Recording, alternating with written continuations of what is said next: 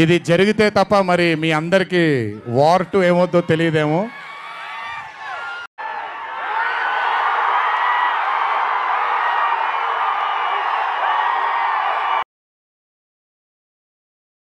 War 2 ఈ cinema మీద నాకే కాదు ఈవెన్ ఎన్టీఆర్ గారి ఫ్యాన్స్కి కూడా హోప్స్ లేవు. అసలు ఫస్ట్ వార్ 2 మూవీ గురించి మాట్లాడడం కంటే ముందు స్పై యూనివర్స్ అని ఒకటి పెట్టి రా ఏజెంట్స్ని హీరోలుగా పెట్టి ఇలాంటి చెత్త సినిమాలను తీస్తున్న యశ్రాజ్ ఫిల్మ్స్ వాడిని లాగి పెట్టి ఒక్కడ కొట్టాలి. టైగర్ అంటాడు, టైగర్ జిందా హై అంటాడు, వార్ అంటాడు, పఠాన్ అంటాడు. ఏం చెత్త సినిమాలండి ఇవి. ఈ సినిమాలని ఏ అమెరికన్ వాడో యూరోపియన్ వాడో చూసి మన ఇండియన్ సినిమాలకి మేకింగ్కి ఫిల్మ్ మేకింగ్కి ఎంత అవమానం, మన రా ఏజెంట్స్కి ఎంత అవమానం. ఈ చెత్త సినిమాలను చూసి వాళ్ళు ఇండియన్స్కి అసలు ఫిల్మ్ మేకింగే రాదు అనుకుంటారు. ఇంత ఇల్లాజికల్గా రియాలిటీకి దూరంగా ఉండే సినిమాలు తీస్తూ కూడా యశ్రాజ్ వాడు ఇంకా ఎలా సిగ్గు లేకుండా సినిమాలు తీస్తున్నాడు. పఠాన్ సినిమాలో జాన్ అబ్రహం గాడు ఒక వ్యాన్ మీద నుంచుని, మూవింగ్ వ్యాన్ మీద నుంచుని ఒక తాడుని హెలికాప్టర్కి వేసి లాగుతాడండి. అది కూడా దుబాయ్ రోడ్ల మీద. దుబాయ్లో ఇంత బుర్ర లేకుండా పచారీ సినిమాలు తీసే యశ్రాజ్ వాడు గొప్ప సినిమాలు ఎందుకు తీస్తాడు? వార్ 2 కూడా ఒక పచారీ బుర్రలేని సినిమానే. ఈ సినిమాల్లో హీరోలు ఒకరిని ఒకరు గుండెల్లో పొడి చేసుకుంటారు, గన్స్ పెట్టి కాల్ చేసుకుంటూ ఉంటారు, చేతులు కాళ్ళు ఎరక్కొట్టేసుకుంటూ ఉంటారు. ఇవన్నీ కాదని చెప్పి ఒకరినొకరు అడ్డంగా నరికేసుకుని బాడీ 2 ముక్కలు అయిపోయినా సరే నెక్స్ట్ సీన్లోనే ఇద్దరు కలిసి నడుచుకుంటూ వెళ్ళిపోతారు. మనం లాజిక్స్ గురించి అడగకూడదు, మనకేం తెలియదు, మనం ఏం చూడలేదు. ఇలాంటివి ఎన్ని ఉంటాయండి. బుల్లెట్ ట్రైన్ మీదకి, అత్యంత వేగంగా వెళ్తున్న బుల్లెట్ ట్రైన్ మీదకి కారుతో దూకేస్తాడు హృతిక్ రోషన్. మళ్ళీ అదే బుల్లెట్ ట్రైన్ మీదకి ఎన్టీఆర్ కూడా దూకేస్తాడు. ఆ కారు మీద దూకడమే పెద్ద పచారీ అంటే, ఆ బుల్లెట్ ట్రైన్ మీద, అంత వేగంగా వెళ్తున్న ట్రైన్ మీద కారుతో జీరో కట్లేస్తుంటాడు హృతిక్ రోషన్. ట్రైన్ మీద సైన్స్ గ్రావిటీ ఏమీ పట్టించకుండా కొన్ని వేల అడుగుల ఎత్తులో ఉన్న ప్రైవేట్ జెట్ పైన సర్కస్ చేస్తూ ఉంటారు. సినిమా పట్ల ఆసక్తి ఉండి సినిమా ఫిల్మ్ మేకింగ్ని అభిమానించే ఏ ఒక్కరికి కూడా ఇలాంటి సినిమాలు నచ్చవు. ఈ వార్ 2 సినిమాని ఇంత క్రిటికల్గా చూడకుండా ఒక కమర్షియల్ సినిమాని ఎలా చూస్తారో, ఒక నార్మల్ ఆడియన్స్ ఎలా చూస్తారో అలాగే చూడు అన్నా సరే ఒక నార్మల్ ఆడియన్స్కి ఈ సినిమా నచ్చదు అన్నది నా అభిప్రాయం. ఎందుకంటే ఫిల్మ్ మేకింగ్ అస్సలు ఎగ్జైటింగ్ ఉండదు, కథలో ఎమోషన్స్ ఉండవు, ఇంకా సిచ్యువేషన్స్ అయితే అస్సలు రిలేటబుల్గానే ఉండవు. అవ్వడానికి ఇది ఒక ఇండియన్ బేస్డ్ స్పై ఏజెంట్ కథ అయినప్పటికీ ఈ లొకేషన్స్ ఎప్పుడూ కూడా మనం ఇండియాలో చూసుండం. చాలా పెక్యులియర్గా, చాలా సోఫిస్టికేటెడ్గా రిచ్ లొకేషన్స్ ఉంటాయి. ఇంకా కథకి మనం ఎందుకు కనెక్ట్ అవుతాం? ఆ రిలేటబిలిటీ ఫ్యాక్టర్ ఎందుకు వస్తుంది? మనం కథ వదిలేద్దాం, లాజిక్స్ వదిలేద్దాం, కనీసం మంచి టెక్నికాలిటీస్ అయినా ఉంటాయంటే అవి కూడా ఉండవు. ఇంత అప్డేటెడ్ టెక్నాలజీ డ్రివెన్ ఇండస్ట్రీలో మనం ఉన్నప్పుడు మీరు ఎలాంటి టెక్నాలజీస్ని యూజ్ చేస్తున్నారండి? ఫైట్స్లో మనకి రోప్స్ కడతారు కనిపించకుండా, వాళ్ళు దిగుతున్నప్పుడు అలా రోప్స్ కట్టి దిగుతున్నట్టుగా కనిపించేస్తుంటే ఇంకా మీరు ఏమి అప్డేట్ అయినట్టు? నేను మాట్లాడుతుంది ప్రైవేట్ జెట్ ఫైట్ గురించి కాదు, హృతిక్ రోషన్ ఇంట్రో ఫైట్ గురించి. ఒక్కటి బాగా అభినందించాల్సిన విషయం ఏమిటంటే ఈ సినిమాలో ఫైట్స్లో పంచింగ్ సౌండ్ ఎఫెక్ట్స్ ఉంటాయి కదా, మనకి డిష్యూ అని వస్తాయి. అవి చాలా ఎప్పటి నుంచి అవే పేలవంగా ఉంటాయి. కానీ ఈ సినిమాలో ఆ సౌండ్ ఎఫెక్ట్స్ నాకు బాగా నచ్చాయి, కొంచెం బాగున్నాయి, రియలిస్టిక్గా ఉన్నాయి. అయాన్ ముఖర్జీకి కలర్స్ మీద మంచి టేస్ట్ ఉందండి. ఆ విషయం మనకి బ్రహ్మాస్త్ర మూవీ చూస్తే అర్థమవుతుంది.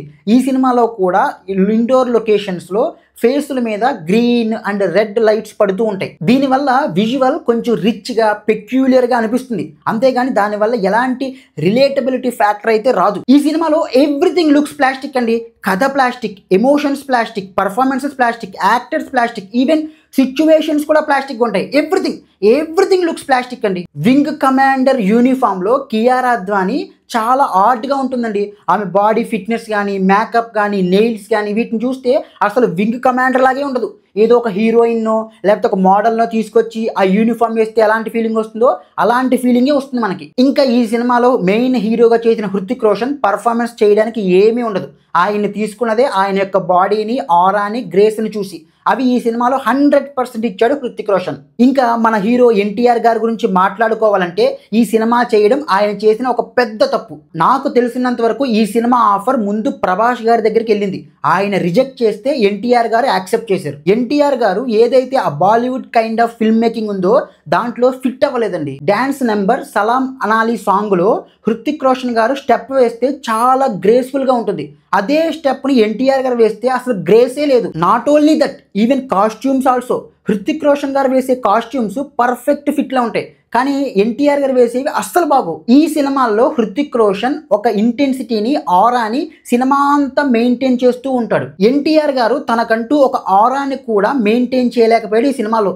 ఆయన్ని సినిమాలో చూస్తుంటే ఒక హీరోని చూస్తున్నామన్న ఒక ఆరా అనేది ఏమీ జనరేట్ అవ్వలేదు. ఏ ఆస్పెక్ట్ నుంచి చూసుకున్నా సరే NTR is completely unfit for that role or సినిమా. హృతిక్ రోషన్ సినిమా అంతా కూడా ఒకేలా ఉంటాడు, నో చేంజ్ ఎట్ ఆల్. అది ఎన్టీఆర్ గారి విషయానికి వస్తే ఆయన ఒక సీన్లో లావుగా ఉంటారు, ఒక సీన్లో సన్నగా ఉంటారు. ఏదైతే ఆ బాడీని సినిమా అంతా కూడా ఆయన మెయింటైన్ చేయలేకపోయారు. ఫ్రాంక్గా చెప్పాలంటే ఎన్టీఆర్ గారి ఫేస్ అస్సలు బాగాలేదండి. ఫేస్ చాలా రఫ్గా కనిపిస్తుంది. ఈ ఫేషియల్ ఫ్యాట్ ఎక్కువైపోయి ముఖం ఉబ్బినట్టు కనిపిస్తుంది. అండ్ క్లోజ్అప్ షాట్స్లో ఈ పళ్ళ గారలు కూడా కనిపించేస్తున్నాయి. ఎన్టీఆర్ గారు ఈ సినిమా చేయడం తప్పు కాదు, కానీ హృతిక్ రోషన్తో సరి సమానంగా తన బాడీని మెయింటైన్ చేయలేకపోవడం ఆయన చేసిన అతి పెద్ద తప్పు. లుక్స్ ప్రకారం చూసుకుంటే హృతిక్ రోషన్ ఎన్టీఆర్ గారిని ఈజీగా డామినేట్ చేశారు. వార్ పార్ట్ 1లో టైగర్ ష్రాఫ్కి చాలా మంచి బాడీ ఉంటుంది, అయినా సరే హృతిక్ రోషన్ డామినేట్ చేసేస్తాడు. అలాంటిది ఎన్టీఆర్ గారు తన బాడీని సరిగ్గా మెయింటైన్ చేయకుండా హృతిక్ రోషన్ పక్కన నుంచుంటే ఏం కనిపిస్తారు? ఇవన్నీ కాదు అన్నట్టు ఎన్టీఆర్ గారికి ఒక చెత్త ఇంట్రో ఈ సినిమాలో ఉంటుంది. అసలు చేస్తున్నప్పుడైనా బుర్ర పనిచేయలేదండి. యూవీ డ్రోన్ పట్టుకుని ఆకాశంలో వెళ్ళిపోవడం ఏంటండి? విఎఫ్ఎక్స్తో తల చిన్నదిగా బాడీ పెద్దదిగా చేసి సిక్స్ ప్యాక్ చూపించడం ఏంటండి? హృతిక్ రోషన్ గారికి ఎలివేషన్సే ఉండవండి, చాలా తక్కువ ఉంటాయి. కానీ ఈ సినిమాలో ఎన్టీఆర్ గారికి ఎలివేషన్స్ థింగ్స్ చాలా ఉపయోగించారండి. చాలాసార్లు బ్యాక్గ్రౌండ్లో టైగర్స్ గర్జన వస్తుంటుంది, మనకు అర్థం కాదు ఏంట్రా గర్జన వస్తుందని చూస్తూ ఉంటాం మనం. ఎలివేషన్స్ అండి, ప్రతి సాంగ్స్ అంటే హృతిక్ రోషన్ గారికి కూడా సాంగ్స్ లేవు, మనకు బ్యాక్గ్రౌండ్ ఎలివేషన్ సాంగ్స్ ఉంటాయి కదా, వీడి తోపు తురుము అలాంటి సాంగ్ ఎన్టీఆర్ గారికి వస్తూనే ఉంటుంది సినిమా అంతా కూడా. ఇప్పుడు ఇంట్రో అనేది ఒక్కసారి ఉండాలండి, అదే ఇంట్రో. అలా కాకుండా ప్రతి సీన్లోనూ ప్రతి ఫస్ట్ షాట్ కూడా ఇంట్రోలా ఉంటే ఎలా ఉంటుంది? ఈ సినిమాలో ఎన్టీఆర్ గారు ప్రతి సీన్లో ఫస్ట్ షాట్ ఒక మాస్ ఇంట్రోలో ఉంటుంది. నాకు తెలిసి ఇవన్నీ కూడా ఎన్టీఆర్ గారు తన ఇన్సెక్యూరిటీస్తో డైరెక్టర్ని అడిగి పెట్టించుకున్నారు సినిమాలో. ఎందుకంటే పెడితే ఇద్దరు హీరోలకి పెట్టాలి కదా ఎలివేషన్స్.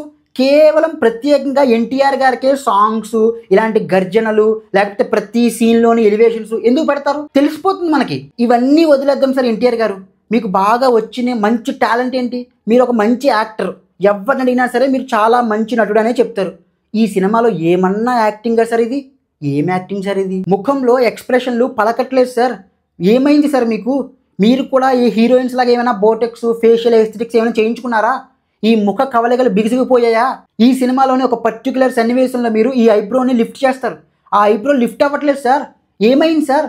ఒకనొకప్పుడు మీరు 2 ఐబ్రోస్ని కూడా అట్ ఏ టైం లిఫ్ట్ చేసేవారు, అది చాలామందికి సాధ్యం కాదు సార్. ఎన్టీఆర్ గారు బెస్ట్ యాక్టర్ అనే బిరుదు నుండి ముఖంలో 2-3 ఎక్స్ప్రెషన్లు కూడా పలికించలేడు అనే స్థాయికి దిగజారిపోతున్నారు సార్ మీరు. ఒకప్పుడు ఎన్టీఆర్ అనర్గళంగా పేజీలకు పేజీల డైలాగ్స్ చెప్పేవాడు, భారీ బరువుతో కూడా అద్భుతమైన డాన్సులు చేసేవాడు, తన ముఖంలోనే నవరసాలను పండించేవాడు. ఏమైపోయాడు సార్ ఆ ఎన్టీఆర్? మాకు ఆ ఒరిజినల్ ఎన్టీఆర్ కావాలి. ఈ తెచ్చిపెట్టుకున్న ఎన్టీఆర్ మాకొద్దు సార్. తెచ్చిపెట్టుకున్నది ఎప్పటికీ శాశ్వతం కాదు. మీరు ఈ మధ్య కాలంలో డీప్ బేస్ వాయిస్తో డబ్బింగ్ చెప్తున్నారు, మాట్లాడుతున్నారు సినిమాల్లో, బాగోట్లేదు సార్. చాలా చిరాగ్గా ఉంటుంది. తెచ్చిపెట్టుకున్నది మనకెందుకు సార్? ఒరిజినల్గానే మాట్లాడండి, మేము చూస్తాం. ఎన్టీఆర్ గారు మీరు ఈ ఇన్సెక్యూరిటీస్తో సినిమాలు చేయొద్దు సార్. బాలీవుడ్ వాళ్ళు అయినంత మాత్రాన మనల్ని గొప్పగా వాళ్ళు ఏమి చూపించరు సార్. మీరు ఈ పాన్ ఇండియా మోజులో పడి సినిమాలని బాగా తగ్గించేశారు. ఒకప్పుడు కూడా మీ సినిమాలు చాలా చాలా తక్కువ మంది, అంటే బాగా సినిమాలు ఆడేవి కాదు.